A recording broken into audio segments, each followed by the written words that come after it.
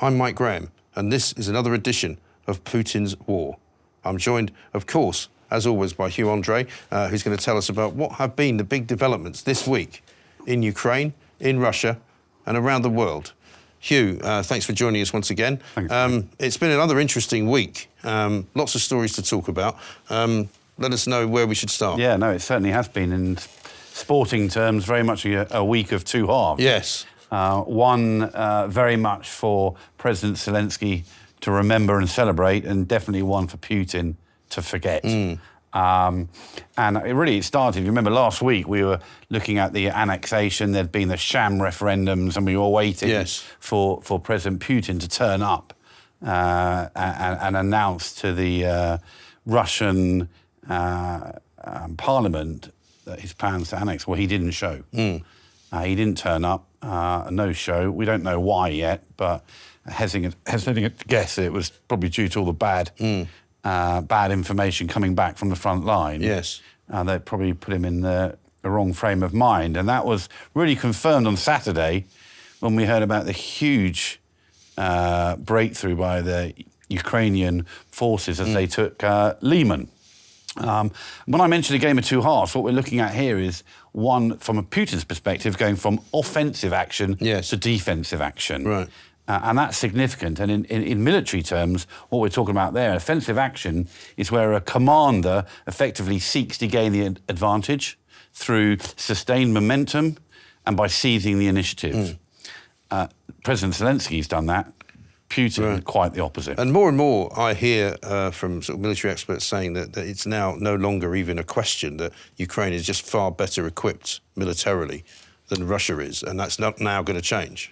Yeah, I mean, as General Petraeus said this morning, as we were mentioning earlier, Ukraine have more forces, they're better trained, they're better equipped. And they're better motivated, aren't they? Well, it's, when we go talking about the selection and maintenance of the aim, another principle of war, what is Ukraine's aim? Well, it's obviously to make sure that they remain independent and that all the people of Ukraine are back living in their own country. And to defend their own country, which is a massive... So they know what their aim is.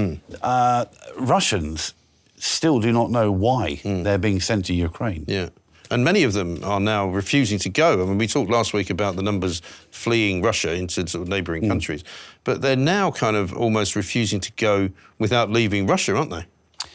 Yes, they are. And we've seen that. We saw that last week as they were queuing up on the border. We heard about Putin establishing effectively recruitment offices, and he's introduced pretty draconian laws to prevent that from happening. Right. But also in some of those regions that Ukraine recaptured, as it were, we're hearing reports that a lot of the Russian soldiers kind of just gave up the ghost and weren't willing to stand and fight.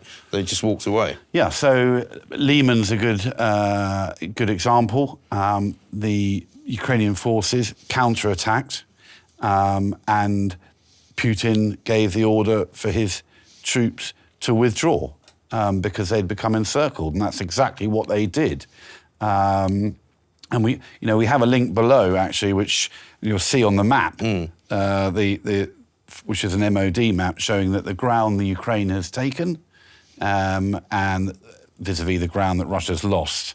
And that shows already quite a change that's happening. Absolutely. And in terms of the conversation around things that are going on, I've heard a lot of talk this week about whether Putin would ever use sort of battlefield small nuclear weapons in any way, shape or form. And I wanted to ask you, one, whether that's ever been done anywhere.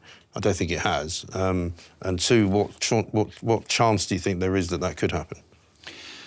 Well, it has to be taken, that's a very serious statement. And there are reports, and I've seen photographs of nuclear weapons now being moved by train.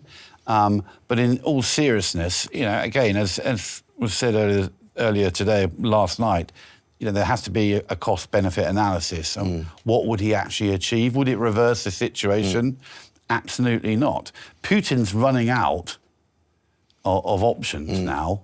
And at some point, they're going to have to sit around a table and talk. But I think that'll be up to President Zelensky when he decides to talk, not Putin. Right. And could there be a way that Putin can sort of exit this particular quagmire? Because that's what it's become for him now, isn't it? Yeah, no, absolutely. And I think, we were talking about morale, and we know that the Ukrainian people, they have an aim. Again, the principles of war, the selection and maintenance of aim. Their aim is to have an independent Ukraine, and to achieve that, they have to free those occupied territories that Russia hold. The Russians, frankly, still don't know what they're doing.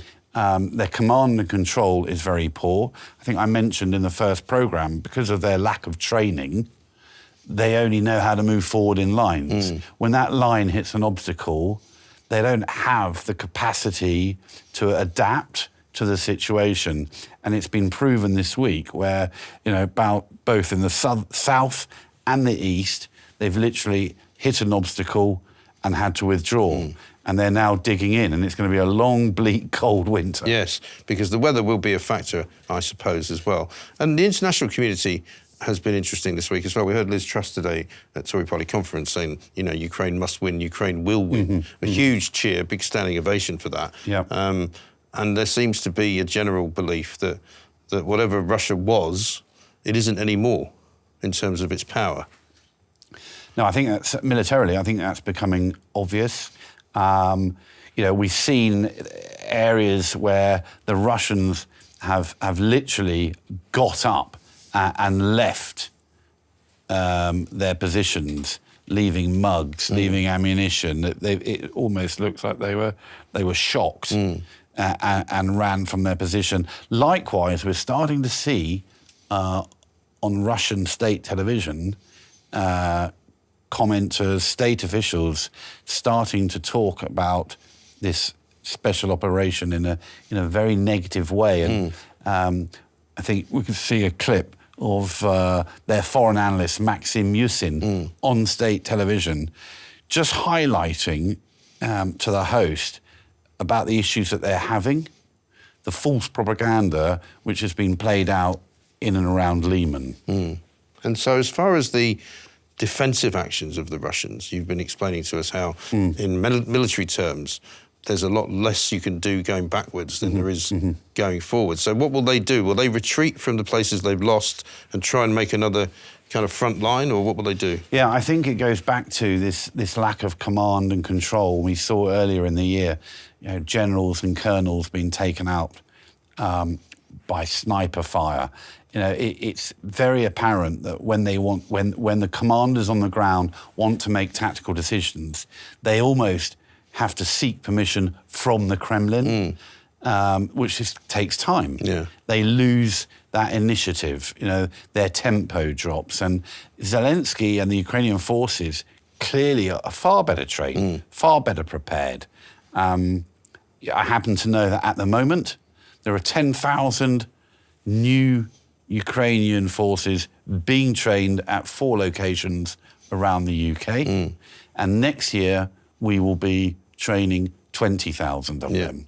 So they understand command and control, as opposed to that conscript army that is not well trained. So they are literally going into reverse, having to consolidate in a position and dig in. And when I say dig in, I literally mean digging trenches. And there are 1 or 2 areas now where there are literally, I think around the Bakhmut area, where there are literally sort of World War I style trenches facing one another. Wow. And as far as the Ukrainian soldiers go, the ones that are going to be trained here, are they people that have been sort of signed up, if you like? Are they people who have volunteered? How are they? They're all volunteers. And again, we talk about the maintenance of morale. Yeah. The morale in Ukraine amongst their armed forces is extremely high. They know what their aim is. They're volunteering. Some have limited military training, some don't, and they're being put through, I think, the what we would call the phase 1 battle training, phase 1, phase 2, which is normally about, I think, 16 weeks long, and they're being put through it, I think, in a matter of 3 or 4 weeks. And so what happens next, in the next week, before we talk this time next week? What are you expecting to see? We may see more, well, I'm sure we'll see more threats from Putin. As I mentioned very briefly, there is now footage of tactical nuclear missiles being moved to the border. I wouldn't be totally surprised if there's a test launch or two. But again, you know, I see these as threats from Putin. I was listening to some recordings of interviews of people in Ukraine, and they're much more relaxed, it seems, than perhaps even we are about it. They don't think it will happen. No, they don't. I'd be very surprised, because ultimately, what will it achieve?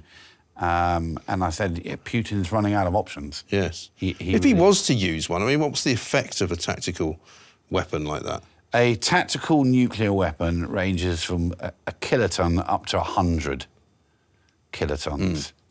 To put it in perspective, the atomic bomb that hit Hiroshima was 15 kilotons. Wow.